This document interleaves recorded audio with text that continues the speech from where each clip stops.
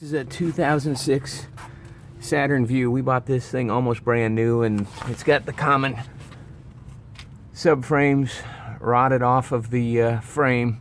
The whole thing has dropped down about an inch, and what I'm going to attempt to do is, you can see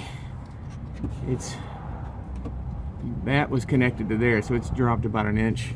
I'm going to see if I can take, there's a hole right up in there, chop this bolt out, and then what I'm going to do is just cut a little section out up here so I can get above there, put a nut and a washer in there, just run a longer bolt through there, suck all that thing together, and then we'll see if we can at least make this thing a little bit safer to drive. You know, for the last 3 or 4 weeks we've been only driving at 35-40 miles an hour, keeping it off the highway, and quite honestly we probably shouldn't even be driving it at all, but we bought it brand new. It's only got 112,000 miles on it, and if this doesn't work, it's probably high time to just take this thing to the junkyard and say goodbye to it. But it runs great, and it's been a good vehicle.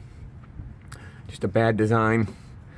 Apparently this is a low point, and probably ever since we bought this thing it's always been wet in there and full of mud and crud, and it just rotted out, and that's a common issue with these Saturn VUEs. So it wasn't necessarily just picking on me, it just a crap design, and we'll see if we can nurse it along a little bit longer, as long as it's safe. If it's not safe, then obviously I'm not gonna subject people to the dangers of driving around with a car with a subframe that's half bolted to the car. So that's the plan. We'll see if we have success. If not, we'll say our goodbyes.